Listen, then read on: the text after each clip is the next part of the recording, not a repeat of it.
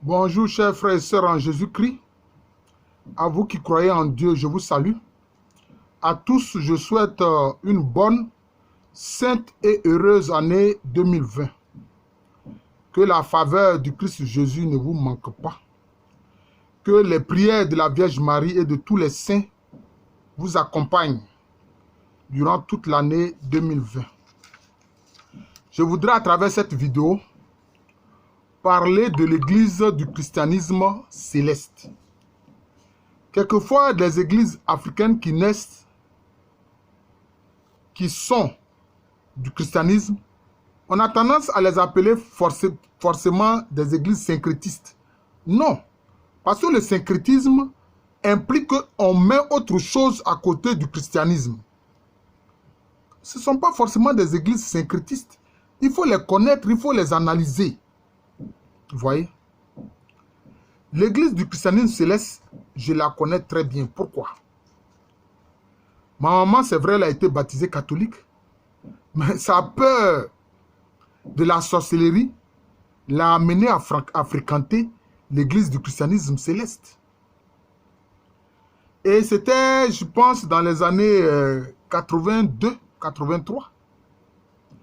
Moi-même, j'étais étudiant à l'université d'Abidjan et je résidais dans la cité universitaire de Yopougon. La cité universitaire de Yopougon qu'on appelait la cité Trois-Rouges. Voilà. Et quand je venais à Koumassi pour rendre visite à ma mère, quelquefois on me disait non, elle est partie sur sa paroisse à l'église du christianisme céleste qui se trouvait alors non loin de l'aéroport. Je crois que cette paroisse de l'église du christianisme céleste était appelée la paroisse Bon Berger. Bon Berger. Et quand je m'y rendais pour lui rendre visite, quelquefois nous passions du temps longtemps. Et quelquefois il me disait, ah mais il se fait tard. Qu'est-ce que tu fais? J'ai dit, mais moi je vais rentrer à Yopougon. Je vais rentrer à Yopougon. Et quelquefois vers, disons, 18h30, il me fallait courir pour prendre le bateau-bus.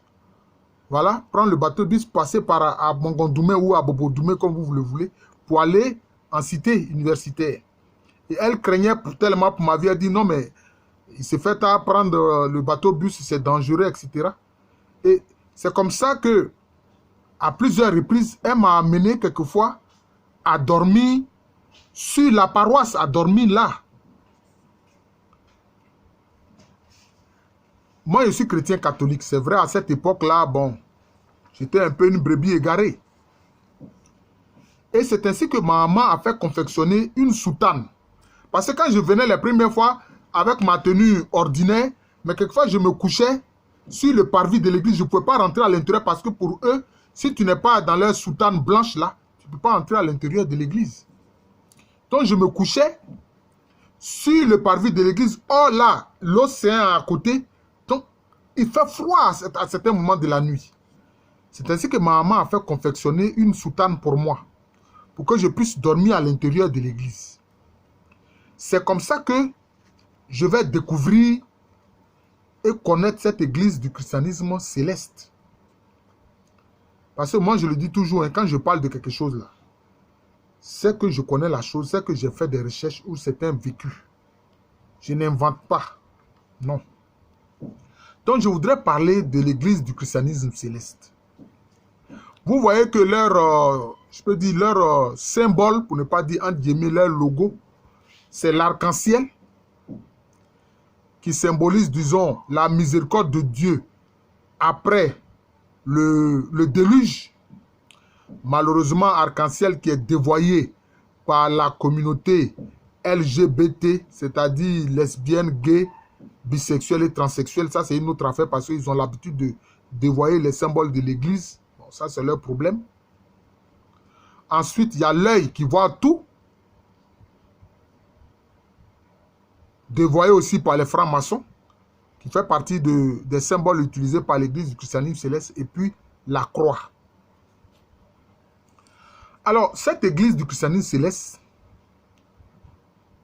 a été fondée par un homme qu'on appelle le prophète Samuel Bilou Oshofa. C'était son titre, prophète Samuel Bilou Oshofa, dont on dit que la mère est d'origine béninoise et le père est Yoruba. Lui-même, il était installé à Imeko, la cité de Imeko au Nigeria. Alors, paraît que c'est quand il était au Bénin que, bon, il a fait la rencontre du Seigneur et il va finir par créer cette église du christianisme céleste. Parce qu'eux, ils estiment qu'ils adorent Dieu comme Dieu est adoré au ciel. Voilà, les détails de sa rencontre avec Dieu, avec le Christ, bon, ça c'est... Je vous passe cela. Mais j'ai constaté une chose. Ce n'est pas une église syncrétiste, non. Et eux, quand ils commencent les prières, comment ils commencent? Nous, les catholiques, disons au nom du Père et du Fils et du Saint-Esprit. Mais eux, ils commencent comment? Les chrétiens célestes, ils disent Jéhovah. Les gens répondent Saint. Jésus-Christ, les gens répondent Saint. Et puis ils disent Saint-Michel, les gens répondent Saint. Donc pour eux, c'est Jéhovah. Je pense que Jéhovah, ça renvoie au Père. Jésus-Christ, le Fils de Dieu. Puis après, maintenant, ils disent Saint-Michel. Parce que c'est une église qui met beaucoup l'accent sur ce qu'ils appellent le combat spirituel. Le combat contre les forces des ténèbres, contre les forces démoniaques. Or, vous savez que c'est Saint Michel, archange, qui est à la tête de la milice céleste et qui mène le combat contre Satan et puis les démons. Donc, quand eux ils prient, ils disent Jéhovah, Jésus-Christ, Saint Michel, et à chaque fois on répond Saint, Saint, Saint. C'est le constat que j'ai fait. Et puis ils sont habillés de soutanes blanches. Des soutanes. Enfin, est-ce que le blanc n'est pas une couleur, mais c'est blanc. Et ça renvoie à quoi? Pourquoi est-ce qu'ils portent des soutanes blanches? Mais je constate que c'est lié à ce qui est dans le livre de l'Apocalypse, où il est dit que il y a une foule nombreuse de gens habillés de blanc qui viennent de la grande tribulation et qui ont été lavés par le sang de l'agneau. Ça vient de là. Donc eux, ils portent des soutanes blanches. Et à l'intérieur de leur temple, les hommes sont d'un côté, les femmes sont d'un côté. En général, les hommes sont sur le côté droit et les femmes sont sur le côté gauche avec une grande artère maintenant qui mène vers, je peux dire, leur pupitre ou bien leur autel. Bon, c'est surtout un pupitre. Parce qu'ils mettent l'accent eux aussi sur la parole et puis, je peux dire, l'homélie. Et puis, ils ont une zone où ils mettent des fruits, toutes sortes de fruits. Des bananes douces, de l'ananas, de l'orange, etc. Et puis, ils prient dessus. Et puis maintenant, à la fin du culte, ils partagent cela. Ils se partagent ces fruits-là et ils mangent. C'est comme ça qu'ils font. Et quand ils sont en soutane blanche, bien sûr, ils vont pieds nus. Le fait d'aller pieds nus, je ne sais pas si c'est pour rendre hommage à Dieu. Mais je pense aussi que c'est une influence du fait que je pense dans le royaume du Dahomey, c'est le roi seul qui portait des sandales. Le peuple allait pieds nus. Et s'ils considèrent que Jésus-Christ est leur roi, devant Jésus-Christ, portant eux des soutanes, ils ne peuvent pas porter des sandales ou des chaussures. Donc, ils vont pieds nus. C'est comme ça. C'est pour ça qu'ils sont pieds nus. Parce que pour eux, Jésus-Christ est le roi, le Seigneur des seigneurs. Donc, devant lui, ils sont pieds nus quand ils sont dans leur soutane blanche. C'est comme ça. Maintenant, ils ont à côté du temple un sanctuaire qui en général qui est comme une sorte de... C'est un sanctuaire, c'est comme, disons, un petit coin délimité qui est un peu carré, avec un mur qui n'est pas haut. Et dans cette zone du sanctuaire-là, ils font un culte spécial les mercredis, en général les mercredis après-midi. Et là, ce culte du mercredi après-midi, c'est pour ceux qui veulent avoir la vision. Ceux qu'ils appellent les visionnaires. Parce que en leur sein, il y a des personnes qui font des visions. C'est-à-dire quoi? quand leurs fidèles ont des problèmes, ils viennent voir le visionnaire qui, lui, a une soutane dont le col est ouvert. Le col n'est pas fermé. Hein, comme c'est fermé pour les autres avec une forme de bouton qui ressemble un peu à la forme du clergyman des prêtres. Mais pour les visionnaires, c'est totalement ouvert. C'est carré, c'est ouvert. Et eux, ils portent des sangles, c'est-à-dire des sortes de, je peux dire, d'étoiles hein, qu'ils attachent autour de la taille. Pour les visionnaires, c'est bleu. C'est bleu. Alors ceux-là, sur l'inspiration du Saint-Esprit, ils leur disent, voilà, monsieur ou madame ou jeune homme, voilà le problème que je vois. Et puis, il y a quelqu'un qui est un scribe qui note tout ce que le visionnaire dit. Donc, ils ont fait ça pour éviter que, quand les Africains ont un problème, ils n'aillent voir un marabout ou un féticheur pour, disons, avoir des prédictions, pour connaître l'origine, disons, de leur problème. Voyez? Donc, ils font ça pour que leurs fidèles n'aillent pas chez des marabouts, chez des fidèles, parce qu'ils racontent des problèmes. Donc, quand ils ont des problèmes, c'est le visionnaire là qui lui dit, voilà la source de ton problème, et voilà comment il faut le résoudre. Et il y a un script qui note tout. Alors, on prévoit souvent ce qu'ils appellent cérémonie. Une cérémonie. La cérémonie, c'est quoi? Le visionnaire peut dire, bon, écoute, tu as des scories, des miasmes, etc. Pour éloigner les problèmes, voilà. Tu vas prendre de l'eau. On va mettre, souvent, ils ont un parfum qu'ils appellent, c'est le parfum Saint-Michel. En fait, c'est un parfum, c'est parfumé avec de l'ambre. C'est parfumé avec de l'ambre. Alors, quand ils mettent ça dans l'eau, l'eau devient totalement blanche, au lieu d'être claire. Et puis, il peut dire, bon, il faut te laver avec. Ou alors, ils ont de l'huile d'olive sur laquelle ils prient, qu'ils appellent huile sainte. Alors, il peut te dire, bon, il faut te frotter avec, etc. C'est ce qu'ils font. À la suite de ce qu'ils appellent ces cérémonies-là. Cette cérémonie. Quelquefois même, le visionnaire peut prescrire que, ah, tu es un peu en danger, il faut dormir même au sein de l'église, passer tes journées au sein de l'église à prier et pour que les autres aussi prient pour toi au sein de l'église. Ça peut être prescrit pour une journée, pour 3 jours, même pour une semaine. C'est comme ça qu'ils font. C'est ce qu'ils font. Et ils font beaucoup ce qu'ils appellent les prières de combat. C'est-à-dire des prières pour chasser les forces du mal, pour chasser les forces démoniaques. Voilà, les prières de combat. Et souvent, ce sont ceux qu'ils appellent les devanciers, c'est-à-dire ceux qui sont anciens déjà dans leur église, les devanciers. Ce sont ceux-là qui font les prières de combat. Parce qu'ils connaissent la dangerosité, pour utiliser ce terme journalistique, des prières de combat. Ils en sont conscients. Parce que quand tu fais des prières de combat, eh bien, tu peux être aisément attaqué par les forces du mal. Et en leur sein, les plus anciens sont les devanciers, mais en leur sein, ils ont des sortes de hiérarchie. Il y a des évangélistes, il y a des évangélistes seniors, etc. Bon, ils ont toute une kyrielle de, je peux dire, de grades. Comme on qui dirait dans l'église, il y a des prêtres, il y a des curés, il y a des évêques, il y a des cardinaux. Eux aussi, ils ont des expressions comme ça pour désigner différents grades de ceux qui occupent des fonctions à l'intérieur de l'église.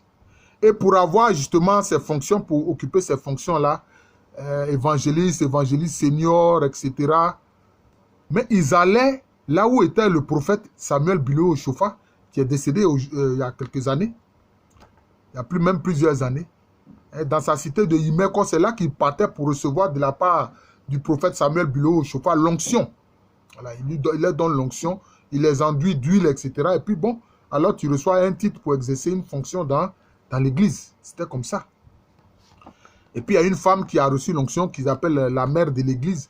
Ça n'a rien à voir avec la femme du pasteur, comme on le voit souvent dans les églises évangéliques, non. Voilà. Donc, voilà un peu, je peux dire, comment fonctionne l'église du christianisme céleste. Et très souvent, les gens s'étonnent qu'ils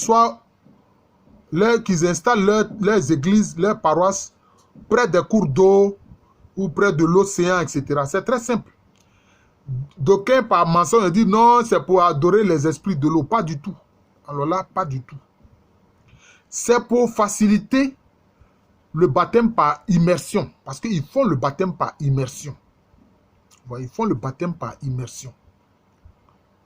Donc, quand il y a de l'eau à proximité, soit ils sont près de la lagune, ou bien près de l'océan, ou bien près d'un cours d'eau, alors aisément, ils peuvent procéder au baptême par immersion. C'est pour ça qu'ils sont non loin souvent des cours d'eau, de l'océan ou de la lagune.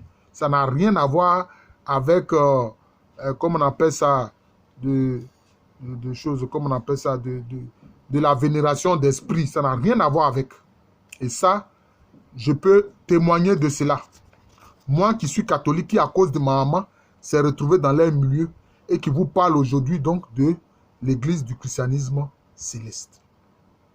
Mais j'ai constaté une chose, c'est que ceux qui font le culte du mercredi dans le sanctuaire pour devenir des visionnaires, pour avoir des visions, j'ai constaté qu'il y a des plantes à l'intérieur de ce sanctuaire-là, et même un peu de sel. Quelquefois, ils mettent ça dans les yeux des gens, comme, je ne sais pas si c'est pour ouvrir leur troisième œil, ils font ça. Ça, au moins, ça, j'ai constaté ça. C'est ça que j'ai trouvé un peu, bon, je me dis, mais des plantes et puis un peu de sel mélangé qu'on met dans les yeux, je me suis dit, mais ça peut être dangereux pour la vue. Ça peut être dangereux pour les yeux. Mais ils font ça. Ils font ça. Et même quand le prophète Samuel Bilou Oshofa est décédé, mais il y a eu un conflit de succession après lui. Entre ceux qui étaient avec lui à Imeko au Nigeria et ceux qui étaient implantés au Bénin. Il y a eu comme une lutte sourde entre eux. Même aujourd'hui encore, ils ont formé deux branches. Et ces deux branches-là ont eu des conséquences dans l'église du christianisme céleste de Côte d'Ivoire. Ça a provoqué, disons, une mésentente entre l'un des leaders, Ediemou Blain Jacob, et puis Zagadou Akeble, lui, qui lui est décédé, paix à son âme.